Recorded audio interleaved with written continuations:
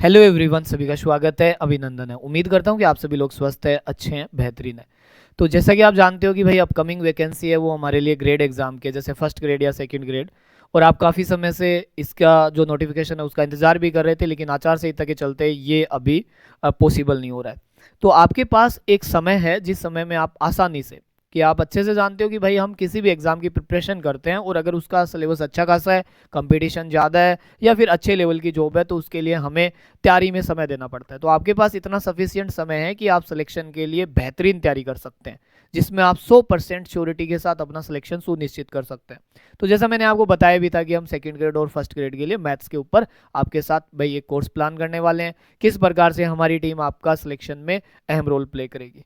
उसी कड़ी में आपके लिए ये सेशन रहेगा जिसमें हम फर्स्ट ग्रेड और सेकंड ग्रेड के लिए मैथ सब्जेक्ट को लेके कंप्लीट कोर्स प्लानिंग, कि भाई हम ऐसा क्या बेहतर करने वाले हैं, ऐसा क्या यूनिक करने वाले हैं जिससे आपका सिलेक्शन श्योर हो सके। देखो, मैं आपको कुछ पार्ट मैं आपको पढ़ाने वाला हूँ, बाकी हमारे एक्सपर्ट है जिन्हें लगभग 10 ईयर्स प्लस का अनुभव है।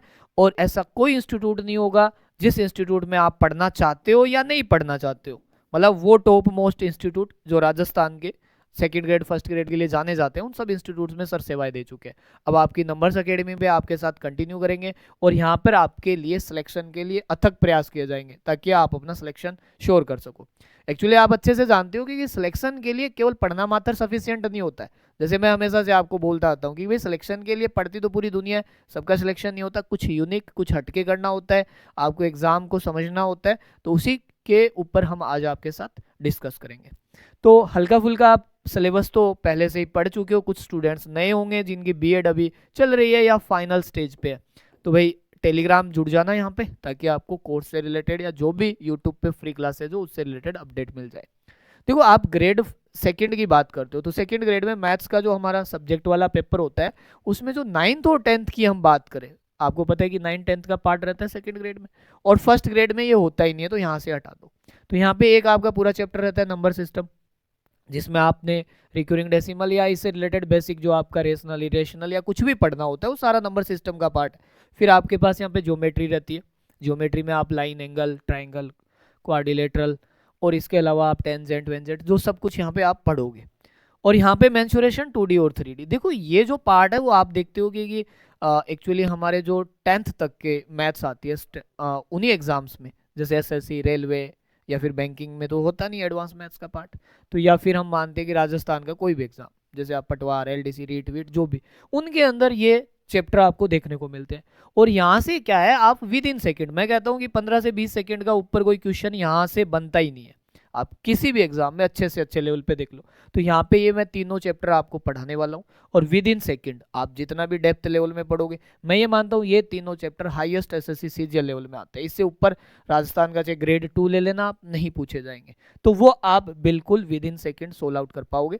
इन तीनों चैप्टर को, यानी 9th और 10th वाला मैं आपको खुद पढ़ाने वाला हूँ, और इनसे रिलेटेड जितने आपके प्रीवियस ईयर के क्वेश्चन होंगे ग्रेड के, वो भी मैं आपको सोल्व कराऊंगा। सारी चीजें हम यहाँ पे देखेंगे। अब मेन बात आती है कि आप सोच रहे होंगे कि सर आगे का जो पार्ट है इसके लिए कौन सब्जेक्ट एक्सपर्ट होंगे। तो फर्स्ट ऑफ, जो आपने यहाँ पे चेहरा देखा होगा, दिख रहा है क्या चेहरा? नहीं दिख रहा, ये है हमारे सुरेंद्र सर का। और सुरेंद्र सर बहुत लंबे टाइम से 11th 12th वाला पोर्शन है वो आपको पढ़ा रहे हैं, और इसके ये मैं कह सकता हूँ कि जानी मानी फैकल्टी है। तो आपको ये किस प्रकार से पढ़ाएंगे, कौन कौन से टॉपिक पढ़ाएंगे, तो वो सब कुछ सभी समस्याओं का समाधान करेंगे सुरेंद्र सर। और सुरेंद्र सर का स्वागत है सर। आइए सर, और बच्चों को गाइड करेंगे कि कंप्लीटली भैया आपको ना एकदम घर वाली फीलिंग आएगी। अपने तो वैसे भी नहीं रहता है टेंशन वाली बात, अब सर आपको पूरा का पूरा समझाएंगे। और सर देखो, बड़े भाई की तरह, मैं ये कह रहा हूँ, आपके भी दोस्त, बड़े भाई, बंधु, सखा सब है हमारे भाई, एकदम हम उम्र के हो, दोस्त की तरह मेच्योर हो सारे के सारे, अच्छे खासे धप्पेड़े खा के, थक्के खा के, तब जाके हम second grade first grade pay आते हैं ना। तो चलिए सर स्टार्ट करेंगे और कंप्लीट आपको बताएंगे। हाँ जी, मेरे प्यारे प्यारे बच्चों, कैसे आप सब। मैं Surendra Chaudhary, faculty of mathematics, numbers academy के इस यूट्यूब चैनल पर आपका हार्दिक अभिनंदन करता हूँ। तो जैसे भाटी सर ने आपको बताया, हम सेकंड ग्रेड फर्स्ट ग्रेड का बैच स्टार्ट करने जा रहे हैं, और मैं 10+2 का पार्ट पढ़ाऊँगा। तो 10+2 की बात करें हम, तो मैथमेटिक्स को मैंने 3 पार्ट्स में डिवाइड कर रखा है।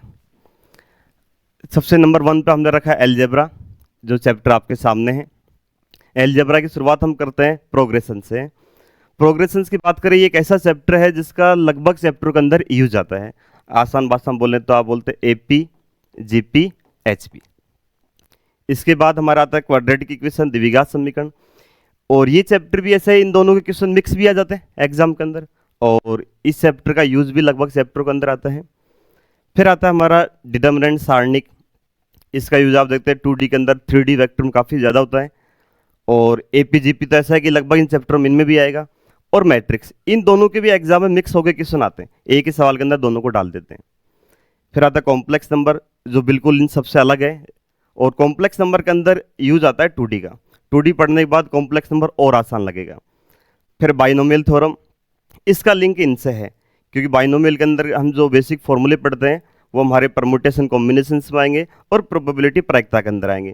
और इन दोनों के तो मिक्स सवालों का आता है। अगर आप क्रमचय संचय नहीं पढ़ते हैं तो उसके बिना प्रायिकता प्रोबेबिलिटी के सवाल हल नहीं कर पाएंगे। तो ये हमारा पूरा एल्जेब्रा का पार्ट हो गया। इसके बाद हम स्टार्ट करते हैं कैलकुलस। एल्जेब्रा में तो क्या था, जैसे ही ये 2 चैप्टर के मिक्स सवाल हो गए, ये 2 एक हो गए, ये अलग हो गया और ये एक साथ हो गए। ये पूरा का पूरा लिंक है और इसकी शुरुआत हम यहाँ से करते हैं। आप जानते हैं सबसे पहले क्या होती है, जो डेली लाइफ में आप जानते हैं सेटिंग होती है।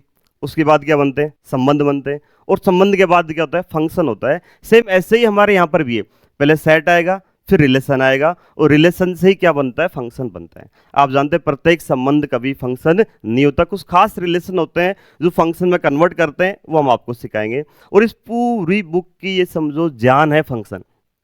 फंक्शन अगर आपने अच्छे से पढ़ लिया ना, पूरी बुक में आपको कहीं कोई प्रॉब्लम में नहीं आएगी।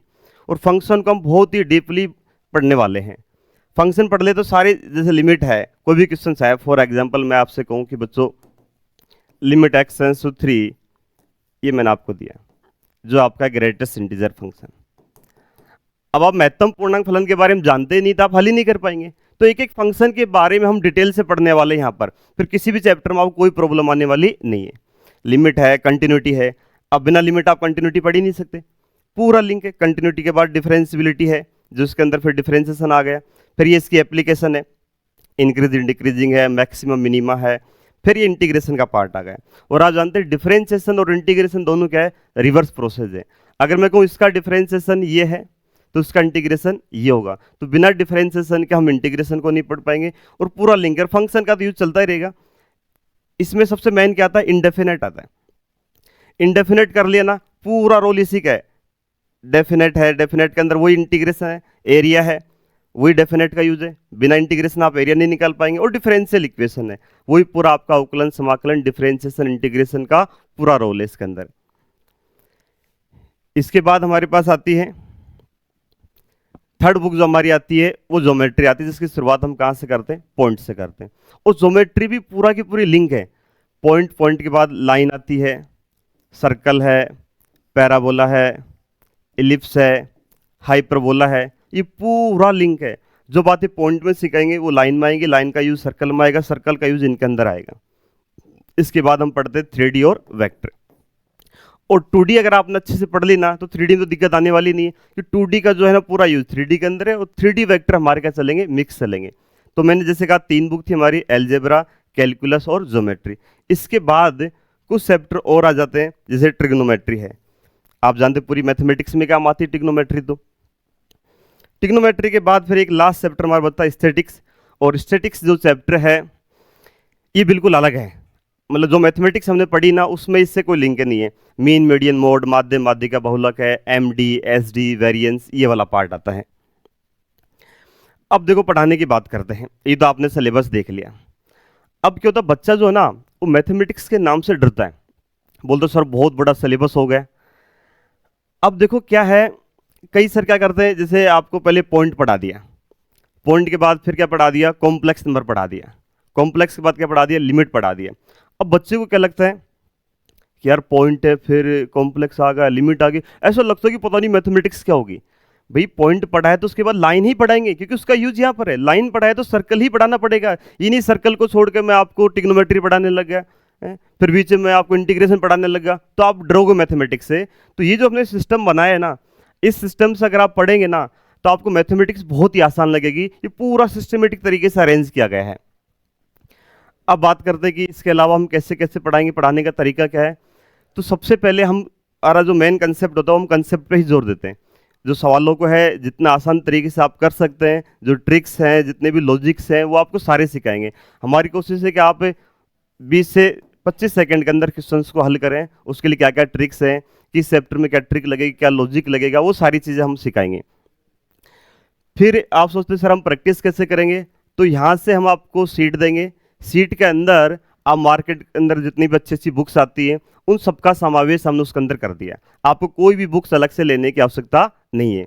जैसे आप एस आर सन्नी पढ़ते हैं, यूएसएस पढ़ते हैं, आर डी शर्मा पढ़ते हैं, और भी बहुत सारी बुक्स हैं। आप जितने की बुक्स खरीदेंगे ना उतने का तो कोर्स ही मिल जाएगा आपको। और बुक्स के अंदर जो भी है वहाँ से हमने सेलेक्ट करके सारी चीज़ें सीट के अंदर हमने रख दी है, जो हमने सीट बनाई है। उसके अलावा हम टेस्ट पेपर लेंगे, प्रत्येक चैप्टर की सीट मिलेगी, लगभग एवरेज 100 क्वेश्चंस मान लो। साथ में हम प्रीवियस ईयर के क्वेश्चंस भी हर चैप्टर के साथ ही रखेंगे और उन सारे को हम सोल्व कराएंगे। और उसके बाद जैसे चैप्टर कंप्लीट हो जाएगा फिर हम आपका टेस्ट पेपर लेंगे, और टेस्ट के अंदर हम इसके अंदर 50 क्वेश्चंस रखेंगे प्रत्येक चैप्टर के। और टेस्ट देने के बाद आपके सारे कंसेप्ट क्लियर हो जाएंगे।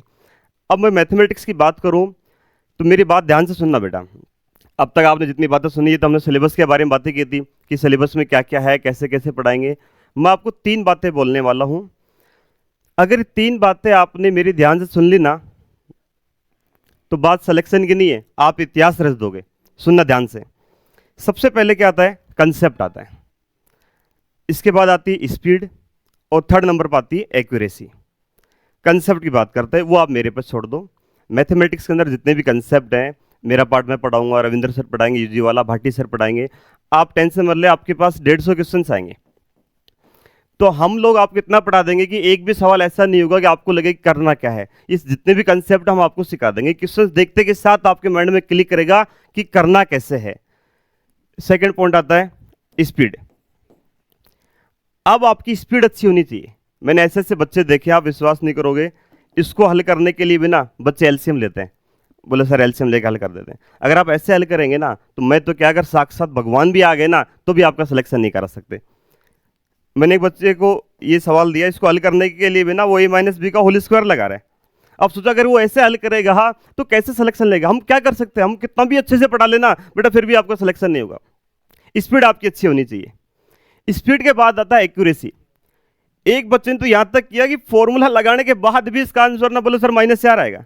अब बताओ, मतलब ये फिर भी गलत कर दिया लगाने के बाद भी। तो दोबारा सुनना, पहला पॉइंट क्या था हमारा, कंसेप्ट। कंसेप्ट हम सब आप लोग अच्छे से पढ़ाएंगे आपको, और एक भी सवाल ऐसा नहीं होगा जो आपको नहीं आता है। दूसरा पॉइंट आता है स्पीड।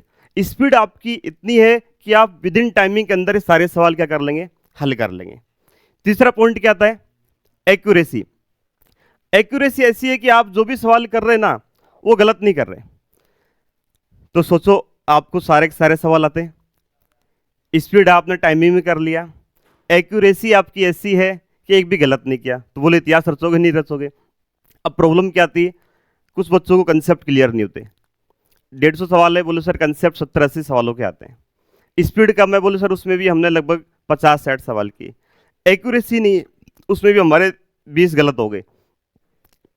अब बोले सर ये सब चीज़ें कैसे करें कि कंसेप्ट भी क्लियर हो जाए, स्पीड भी बन जाए, एक्यूरेसी भी आ जाए। तो इन सब के लिए पीछे एक ही पॉइंट आता है, सिर्फ प्रैक्टिस प्रैक्टिस प्रैक्टिस। प्रैक्टिस ही है जो आपको परफेक्ट बनाएगी। और उसके लिए हमने प्रत्येक चैप्टर की, जैसे मैंने बताया, सीट बनाई है, और सीट के अंदर हम किसी में 100 क्वेश्चन, किसी में 100 प्लस रखे हैं। उसके अलावा नोट्स में हम आपको सवाल कराएंगे, उसके अलावा टेस्ट पेपर लेंगे। मैं कह रहा हूँ अगर इतना आपने ईमानदारी से कर लिया ना तो दुनिया की कोई ताकत नहीं जो आपका सिलेक्शन को रोक सके। बट बच्चों ईमानदारी से आपको पढ़ना पड़ेगा, ठीक है। तो मिलते हैं बच्चों, 1 अप्रैल से हम न्यू बैच स्टार्ट करने जा रहे हैं, और हमारी शुरुआत जो होगी वो हम यहाँ से करेंगे प्रोग्रेशन से। प्रोग्रेशन में क्या होता है, आप क्वेश्चन करते हो, बहुत बड़े बड़े सवाल होते हैं, बच्चों को हल करने में 2-2 मिनट लग जाती है। मैं आपको ऐसी ट्रिक सिखाऊंगा कि आप 10 से 15 सेकंड के अंदर सवालों को हल कर देंगे। उसके लिए आपको वेट करना पड़ेगा। 1 अप्रैल को मिलते हैं और ये स्टार्ट करते हैं।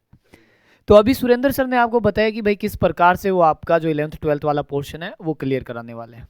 जैसा आप सभी समझ भी गए होंगे कि भाई साहब सिलेक्शन लेने के लिए आपको अच्छे से पढ़ना होगा, और केवल मात्र पढ़ने से सिलेक्शन नहीं होगा। आपको यहाँ पर हम कंप्लीट जो भी आपके सिलेक्शन के लिए किया जा सकता है, वो सारे के सारे हम प्रयास करेंगे, केवल आपको जुड़ना है। थोड़ा बहुत अगर आप भी साथ दोगे, थोड़ा बहुत हम देंगे, तो आपका सिलेक्शन हो जाएगा। अब हम बात करते हैं नेक्स्ट कड़ी में आपके साथ जुड़ेंगे रविंदर सर। देखो नाम में आपके भी कंफ्यूजन होगा, इधर सुरेंद्र सर है और उधर रविंदर सर है। हेयर स्टाइल से ध्यान रख लेना, ये सुरेंद्र सर है और वो कौन से सर है, रविंदर सर। तो रविंदर सर आपको कौन सा पार्ट पढ़ाएंगे, मैं एक बार आपको बता देता हूँ। यहाँ पे आपके साथ जो यूजी लेवल का और साथ में आपके कौन सा चलेगा भाई, इधर है यूजी लेवल। भाई दोनों के अंदर यूजी और जो पीजी लेवल का है ना, वो आपको कौन पढ़ाएंगे, रविंदर सर पढ़ाएंगे। तो रविंदर सर का स्वागत है और रविंदर सर कंप्लीट जानकारी देंगे, क्योंकि सबसे बड़ी प्रॉब्लम सर इसी में आती है कि कॉलेज वाले के अंदर जो पार्ट होता है, वैसे भी अपन ने कॉलेज में कौन सी पढ़ाई की है, मेरे को सबका पता है। जिस कॉलेज से तुम पढ़े हुए हो उन कॉलेज से हम तीनों ही पास आउट है। तुम भाई अगर जयपुर के अंदर यूनिवर्सिटी के अंदर महाराजा महारानी, फिर यूनिवर्सिटी मान लो डिपार्टमेंट से, या फिर सुबोध कॉलेज, या जो भी एक दो कॉलेज और है वहाँ से आप पढ़े हो, तो वहीं से हम निकले हुए हैं। तो हमें भी पता है, हम भी नहीं पढ़े तो हमारे आगे आने वाली जनरेशन तो कैसे पढ़ती। और अब वाली जनरेशन तो कॉलेज घर से निकलती है कॉलेज जाने के लिए, लेकिन कॉलेज तक पहुँचती नहीं है। बीच के अंदर बहुत सारे ऑडिटोरियम आ जाते हैं तो रुक जाते हैं। तो इसलिए ये सबसे कमजोर पोर्शन रहता है, क्योंकि 11th 12th में तो सर डंडे मार मार के हमारे नंबर लाने के चक्कर में पढ़ा दिया होता है, लेकिन यहाँ पे हालत बहुत खराब है। तो इस हालात को सुधारोगे नहीं तो सिलेक्शन नहीं होगा। और यहाँ पे थ्योरिकल क्वेश्चन भी आते हैं, अगर आप सही से पढ़ो तो आसानी से किए भी जा सकते हैं। तो अब सर समझाएंगे आपको कि वो आपके लिए किस प्रकार बेहतर करेंगे जिससे आपका सिलेक्शन श्योर हो सके।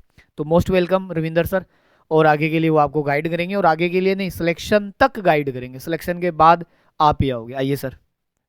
चलो नमस्कार मेरे प्यारे विद्यार्थियों। तो अभी सुरेंद्र सर ने 11th 12th के बारे में आपको बताया।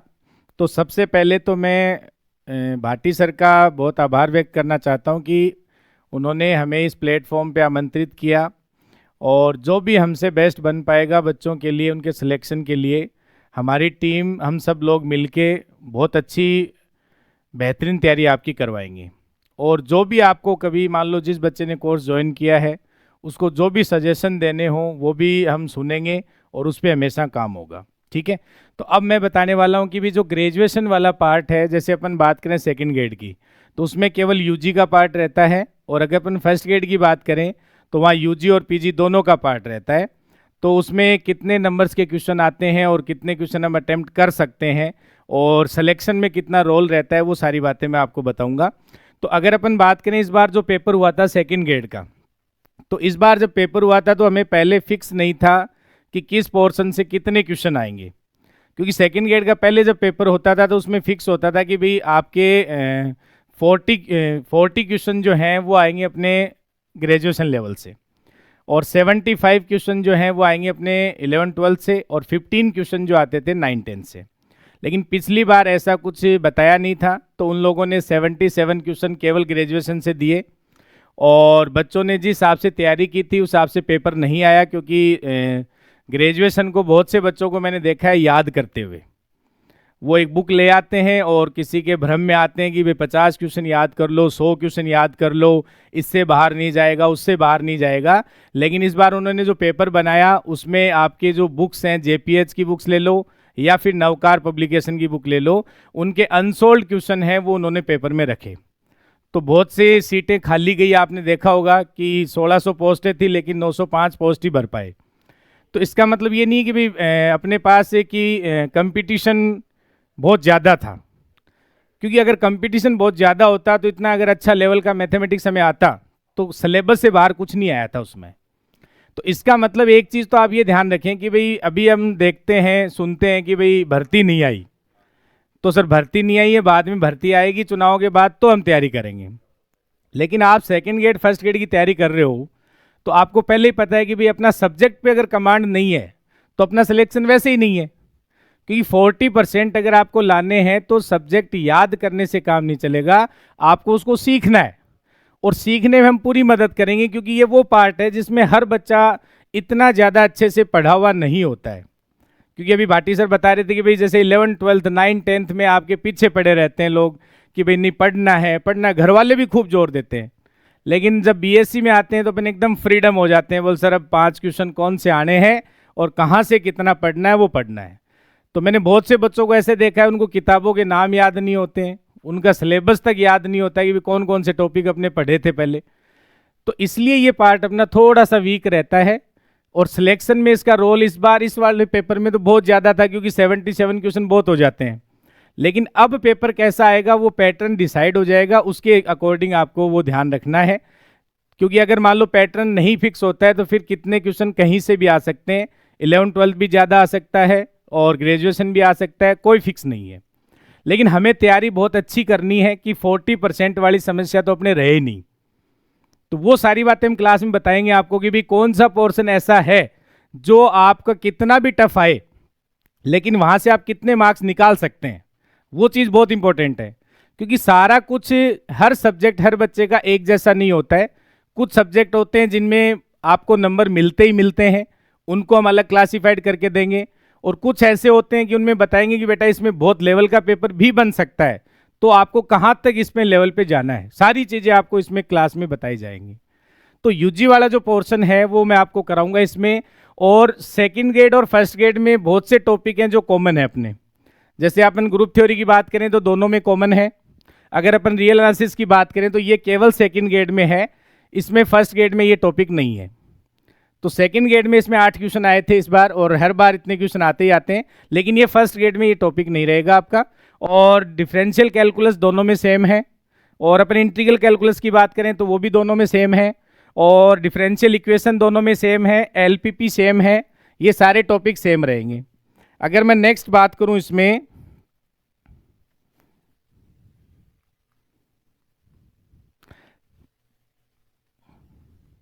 नेक्स्ट अपन बात करें न्यूमेरिकल एनालिसिस, तो ये दोनों में सेम रहेगा।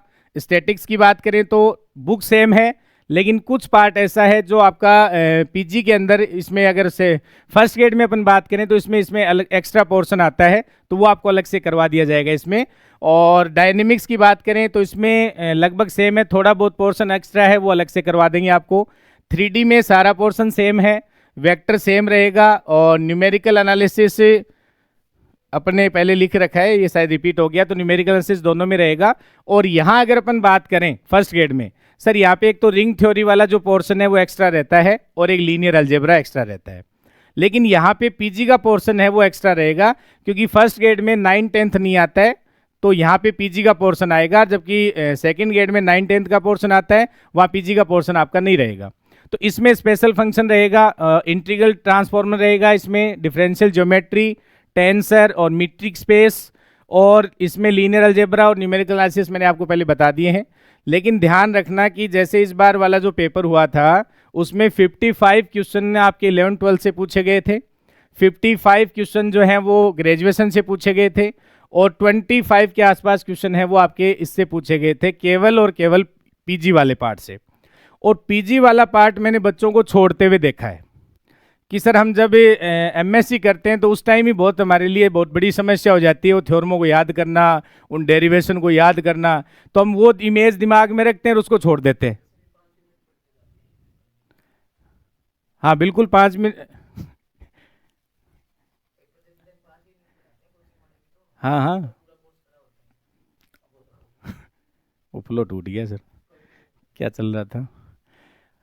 हाँ, तो मैं आपको कह रहा था कि इसमें जो पीजी वाला पोर्शन जो है इसमें बच्चों में बहुत बड़ा डर रहता है। आधे बच्चे तो जब तैयारी करना शुरू करते हैं तो बोले यार ये तो अपन छोड़ देते हैं, और अब 11th-12th और जो अपना यूजी वाला पार्ट है वो देख लेते हैं। क्यों? बोले यार एमएससी इतनी मुश्किल से हुई थी, उतने बड़े बड़े क्वेश्चन आते थे, और वो 5-5 क्वेश्चन याद करके गए थे। यहाँ तो वैसा कुछ आएगा नहीं, यहाँ तो ऑब्जेक्टिव आएगा, और ऑब्जेक्टिव हमने तो कभी पढ़ा ही नहीं है, और उनमें ऑब्जेक्टिव कैसे बनता होगा। तो आप ये समझो कि पीजी वाला जो पोर्शन है उसमें सबसे आसान पोर्शन आपका वही है, क्योंकि वो ऐसा पोर्शन है जिसमें बहुत ज़्यादा क्वेश्चन देने का ऑप्शन उसके पास भी नहीं है। तो सेलेक्टेड क्वेश्चन होते हैं, वो ही आपको ध्यान रखने होते हैं, उनमें सीधे सीधे क्वेश्चन हमेशा आते रहते हैं। तो आपको जो नोट्स लिखाए जाएंगे, जो आपको बुक्स दी जाएगी, और उस बुक्स में जो भी क्वेश्चन होंगे उनके सॉल्यूशन सारे आपको मैं यहाँ पे बोर्ड पे करवाने वाला हूँ, अपने कोर्स में अवेलेबल रहेंगे। तो वो आप क्वेश्चन सारे साथ में करेंगे तो आपको कभी ऐसा नहीं लगेगा कि यार वाकई में जो पीजी वाला पार्ट है वो टफ होता है क्या। आपको वो सबसे अच्छा पार्ट लगने लग जाएगा, यार इसमें इतना ही पढ़ना है, इतने में से इतने क्वेश्चन आ जाएंगे, और श्योर है कि वो सही भी हो जाएंगे।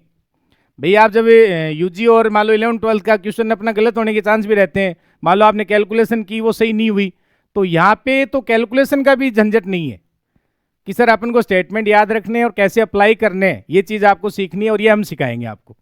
तो मेरा पूरा फोकस रहेगा कि जो बच्चा फर्स्ट ग्रेड की तैयारी कर रहा है उसका पीजी वाला पोर्शन से पहले डर निकाला जाए कि भाई इससे तू डरना नहीं है बिल्कुल भी, और इसमें आप आराम से पूरे क्वेश्चन करके आ सकते हो। सबसे प्लस पॉइंट रहेगा ये आपका। फिर ग्रेजुएशन है ही और फिर 11th-12th है आपका।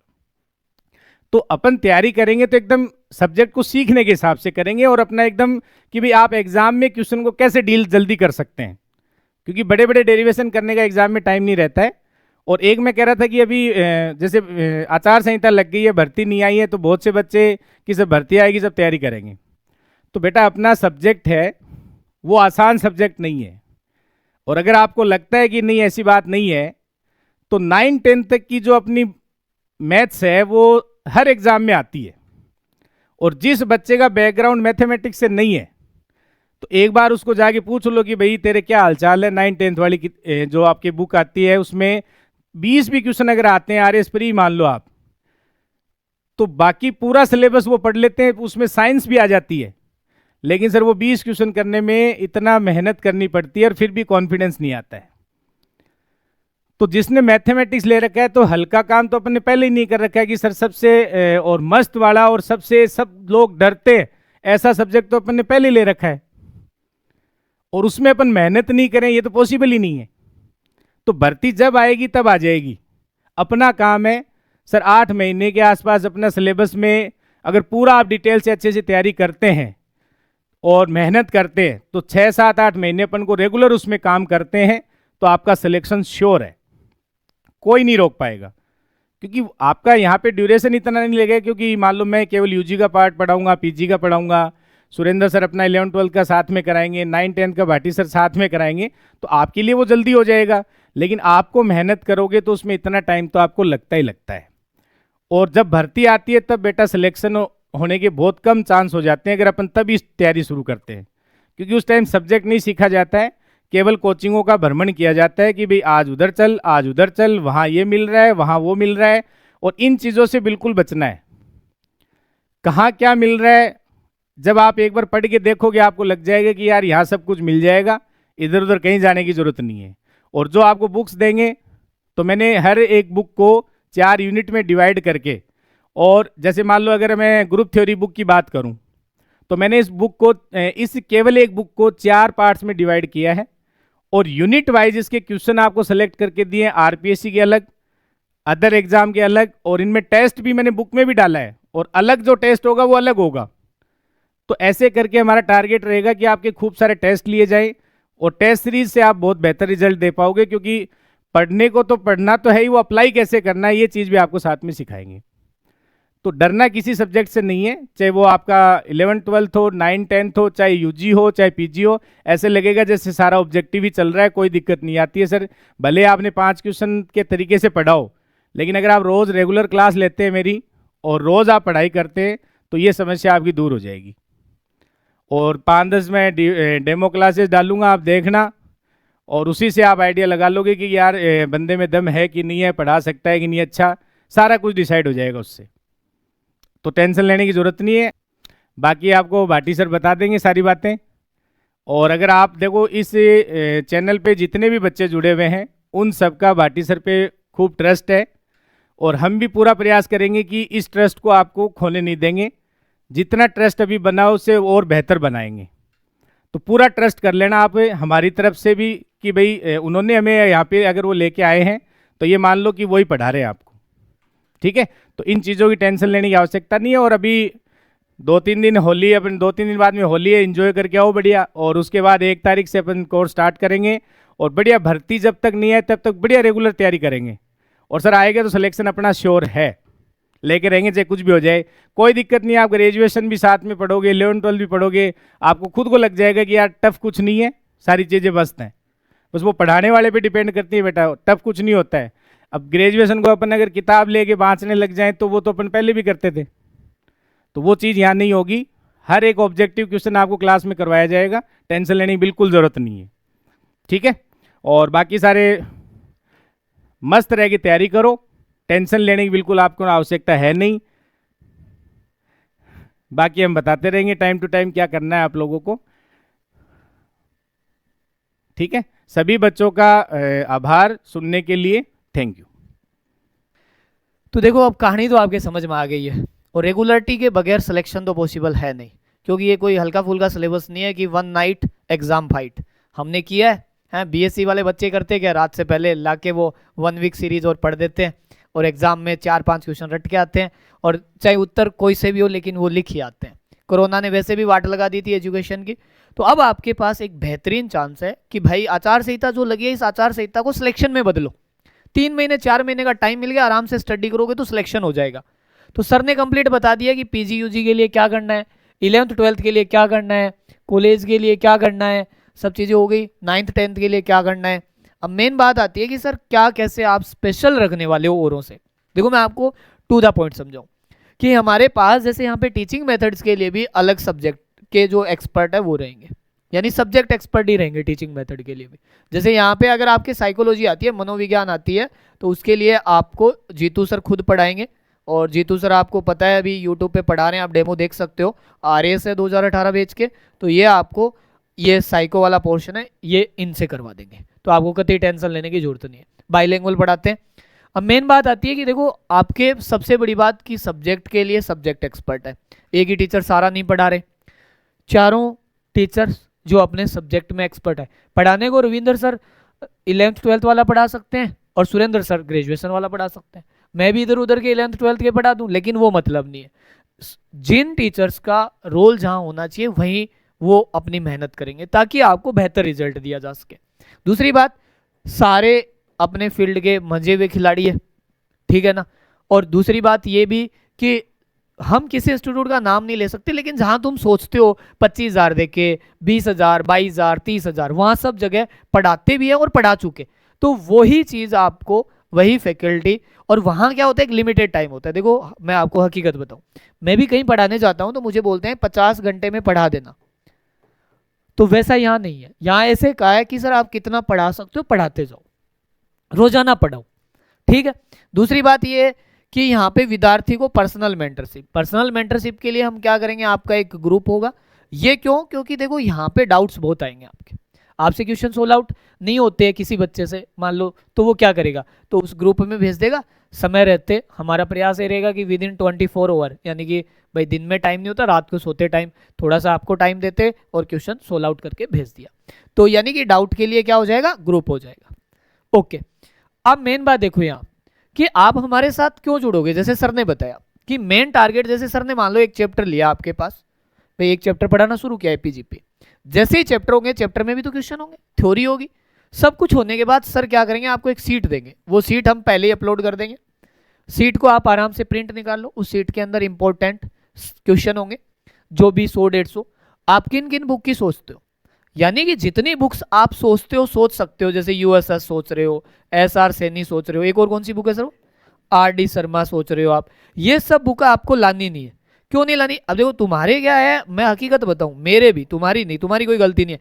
हमारे अंदर एक कीड़ा होता है किताब नाम का, वो जागता है, इनको ला के रखेंगे, पढ़ेंगे नहीं, और तुम्हें ये भी नहीं पता कौन सी पढ़नी है कौन सी। मैं कल ही लेके आया था, ये तो आती है 1200 रुपए की, ये आती है लगभग 1000 रुपए की। RD शर्मा कितने की आती है मेरे को याद नहीं, सर के पास पड़ी थी, तो RD शर्मा भी मान लो 1001 रुपए की। तो तुम लोगों के पास इतने रुपए है कि तुम 3000 की तो केवल और केवल इनके लिए खरीदोगे, लाके रखोगे। मानता नहीं है दिल। सिलेक्शन किताबों से सिलेक्शन होता तो बुक डिपो वाले ही बनते सारे नौकरी में, IAS लग जाते हो, किताबें ही रखते हैं IAS की। किताबों से सिलेक्शन नहीं होता, किताबों की सही चीज पढ़ने से सिलेक्शन होता है। तो ये किताबें सारी की सारी, इनसे जो इंपॉर्टेंट MCQs बन सकते हैं वो, प्लस PYQs ऑल टेट के, मतलब राजस्थान से बाहर के भी PGT TGT जो भी होती है, प्लस राजस्थान के जितने एग्जाम्स हैं उनके। उसके अलावा फिर होगी आपकी डाउट क्लास, ठीक है, और प्लस टेस्ट में भी आपके 50 MCQs रहेंगे जो आपको सोल्व कराएंगे, PYQs भी सोल्व करा देंगे। तो इस प्रकार से आपका यहाँ पे बुक्स का जो सारांश है वो कवर करवाया जाएगा। ये पैटर्न सब में रहेगा। अब सर एक्स्ट्रा क्या रहेगा हमारे लिए, एक्स्ट्रा ये रहेगा कि आपको एक तो टेस्ट सीरीज मिल जाएगी, ठीक है। दूसरी बात, आपको जैसे UG की सारी, भाई 11th 12th की तो सारी सीट्स यहां से जब, ये भी 11th 12th का तो हो गया, आप समझ गए होंगे कि 11th 12th की तो बात कर ली सर आपने, ये 3 किताबें इंपॉर्टेंट किताबें, बड़ी बड़ी किताबें रहते हैं। फिर आपके आता है यूजी पीजी के लिए क्या आता है, एक तो जेपीएच जयपुर पब्लिकेशन की जो बुक्स आती है, एक नवकार आता है। उनकी किताबों के कितने पैसे हो जाते हैं सर, 4000। अगर आप यूजी पीजी की किताबें लाओ, तुम्हारे पास मेरे को पता है सब पैसे वाले हो, यूजी एंड पीजी की किताबें लाओगे 4000 ये, तो 4000 रुपए किताब लगा के फिर तुम सोचोगे मैं पढ़ूं क्या। अरे तुमने ग्रेजुएशन में भी खरीदी थी किताबें और 4000 में आती भी नहीं है सर, अब किताबें नई किताबें नहीं आती है तो सेकंड हैंड आएगी। हाँ पहले की बात है। तो ये किताबें लाओगे और मेरे हिसाब से 5-5 किताबें या एक किसी के अंदर 2-2 भी लगती है, तो ये 25-30 किताबें हो गई। तो इस प्रकार से तुम्हारे पास एक बुक हाउस बन जाएगा। सारांश कुछ निकलना नहीं है, आना जाना कुछ है नहीं, अगर पढ़ोगे तुम वैसे ही नहीं, तुम पढ़ लो 5 किताबें तो भी बहुत है। तो इससे क्या करेंगे हम आपके लिए एक्स्ट्रा में, यूजी और पीजी के लिए हमारे पास ऑलरेडी बुक है। रविंदर सर की नाम दिख रहा है आपको, नहीं दिख रहा तो देख लेना, RAVINDER। सर ने क्या एक्चुअली ER कर रखा है, AR होना चाहिए था, चलो कोई बात नहीं, सर की स्पेलिंग है।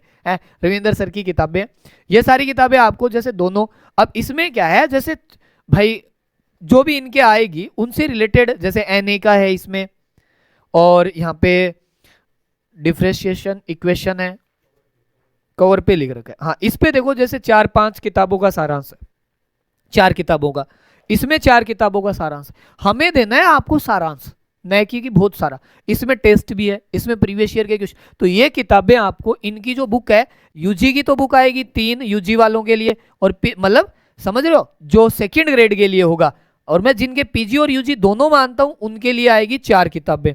तो ये किताबें हम आपको एड्रेस पे प्रोवाइड करवा देंगे।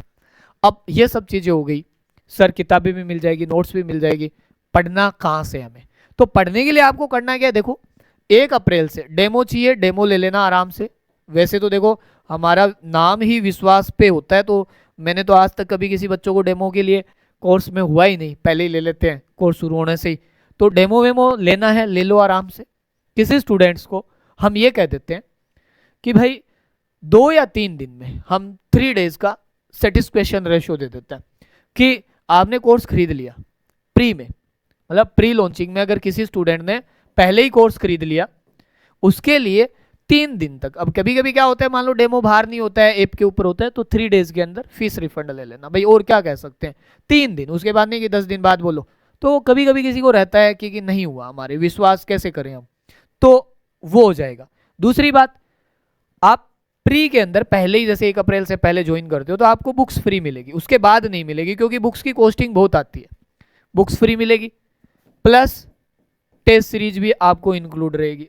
अब टेस्ट सीरीज आपको पता है, इंडिविजुअल जब टेस्ट सीरीज आएगी तो 1000-1500 रुपये फीस हो जाती है, लोग 2-2000 रुपये चार्ज करते हैं टेस्ट सीरीज, तो ये सब फ्री रहेगा। तो मैं एक बार आपको फीस का बता देता हूँ, आपको सेकंड ग्रेड के लिए क्या करना है और फर्स्ट ग्रेड के लिए। आपके यहाँ पे 1 टाइम फीस दो चाहे कैसे भी करो, ये फीस रहेगी विथ इन सब चीजों के सारा टिल एग्जाम तक। आप 2 टाइम में देना चाहते हो कि सर हमारे पास एक साथ नहीं आती, हमारे अभी बेरोजगार भत्ता आ रहा है, तो ऐसे कर लेना, और इसकी 10,000 रुपये जिसके अंदर आप 6,000 प्लस 4,000 पे कर सकते हो। बीच में आप जो भी टाइम 1-2 महीने का बीच में रख देंगे ताकि आपके बाहर नहीं बढ़े। ऑफलाइन फीस की बजाय बहुत कम है और ऑफलाइन फीस से ज़्यादा पढ़ाया जाएगा, टाइम टू टाइम टेस्ट लिए जाएंगे, सब चीज़ें बेहतर करवाई जाएगी। फर्स्ट टारगेट सिलेक्शन है, आगे बहुत सारा टाइम पड़ा है, आप सभी अच्छे से जानते हो, और यहाँ से जो भी पढ़े हुए हैं आप, जिन एग्जाम में हम पहले पढ़ाते थे, अथा सिलेक्शन है। अब बारी है ग्रेड 1 और ग्रेड 2 की, तो यहाँ पे आप आराम से, और इसी फीस के अंदर बुक्स भी आएगी आपकी।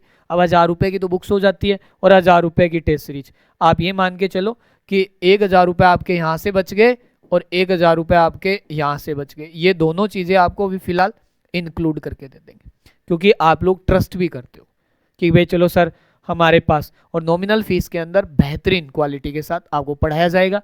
1 अप्रैल से आपको टाइम टेबल बता दिया जाएगा कि क्या टाइम टेबल रहेगा क्या नहीं रहेगा। अब आप अगर आपको कोर्स से रिलेटेड कि कैसे ज्वाइन करें, तो लिंक दिए हुए मिल जाएंगे, या फिर आप हेल्पलाइन नंबर है आपको स्क्रीन पे भी दिख रहे हैं, तो इनके ऊपर आप यहाँ दिख रहे होंगे आपको स्क्रीन पे नंबर, उस पर आप कांटेक्ट कर सकते हो। ठीक है, कोई समस्या हो तो डायरेक्ट मेरे से बात करना। हमारा क्या होगा, मेन टारगेट अब की बार आपसे जुड़े रहना है, तो कोई समस्या होगी तो मैं खुद कॉल पे अवेलेबल रहूंगा, आप बोलोगे तो बात हो जाएगी, या सर से जिनसे भी आपको कोई भाई पूछना होगा तो उस सब समस्याओं का समाधान हम मिलके करेंगे। तो इस प्रकार से ये अच्छा खासा लंबा चौड़ा वीडियो हो गया। अब आप लोगों ने कंटिन्यू सुना, समझा, जाना और आप अभी फाइनली एक सोच रहे हो कि यार हम क्या करें। तो देखो मैं आपको एक छोटी सी बात बता देता हूँ कि आप जो घिसे पीटे पैटर्न पहले भी अपनाते आ रहे हो उनकी वजह से सिलेक्शन नहीं होता। आप देखोगे कि इतना ज़्यादा कंपटीशन होता है फिर भी पास नहीं हुए, 1/3 सीट खाली गई है, 1600 में से 900 भरे गई है। तो 600 सीट लगभग जो रही है खाली क्यों रही है वो आप सोचो एक बार, अंतरात्मा में झांको। क्या बच्चे पढ़ने वाले नहीं थे? हम क्या होते हैं, पुराने ठर्रे पे पढ़ते हैं। हकीकत मानिए एक बात आप सोचना, आपके दादाजी जींस में कंफर्ट नहीं होते, धोती पहनते हैं, और हम हैं यंगेस्ट जनरेशन के। तो हमारे अंदर काम करने की एनर्जी, पढ़ाने की एनर्जी, समझने की एनर्जी, समझाने की एनर्जी, दिन रात लगे रहने की एनर्जी होती है। तो जो ये नौजवान युवा दिख रहे हैं ना आपको, है ना, आप समझ रहे हो ना मेरी बात? हाँ, तो काम करने की क्षमता ज़्यादा है, समझाने की क्षमता ज़्यादा है, मेहनत करने की क्षमता ज़्यादा है। आज आप जानते हो, और यहीं पे मैं 80-80 साल के ठरेला के खड़े कर देता ना यहाँ, तो भाई साहब वो सांस तो परमटों से लेते हैं, वो पुरानी चीज़ें पढ़ा रहे होंगे, उन्हें नई चीज़ों से मतलब नहीं होता है कि क्या चल रहा है एग्जाम में, क्या नहीं हो रहा है। वो बोलते हैं हम पढ़ा दिया सो पढ़ा दिया, हम ही सब कुछ है।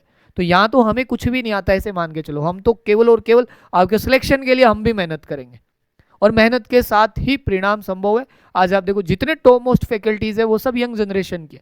आज बड़े बड़े इन्फ्लुएंसर है वो यंग जनरेशन के। क्यों है? क्योंकि काम करने की क्षमता ज़्यादा होती है, सोचने की क्षमता ज़्यादा होती है, मेहनत करने की क्षमता ज़्यादा होती है। तो आप और हम मिलके आपके सिलेक्शन के लिए मेहनत करेंगे। तो आप अगर रियल में सिलेक्शन के लिए पढ़ना चाहते हो तब तो वेलकम है। और भीड़ भड़ाके के लिए नहीं सर, मेरे को तो बस सेकंड ग्रेड ये वो यहाँ ये, तो उनके लिए आपके लिए ये प्लेटफॉर्म नहीं बना है। फिर आपके पास बहुत सारे ऑप्शन है, लाखों ऑप्शन है। ठीक है, तो आपको भैया आपके उज्जवल भविष्य की अग्रिम शुभकामनाएं, क्योंकि आप भावी शिक्षक हो और आपके अंदर इतना विवेक तो जरूर है कि आप एक सही निर्णय लेके अपनी तैयारी को शुरू कर सकते हैं।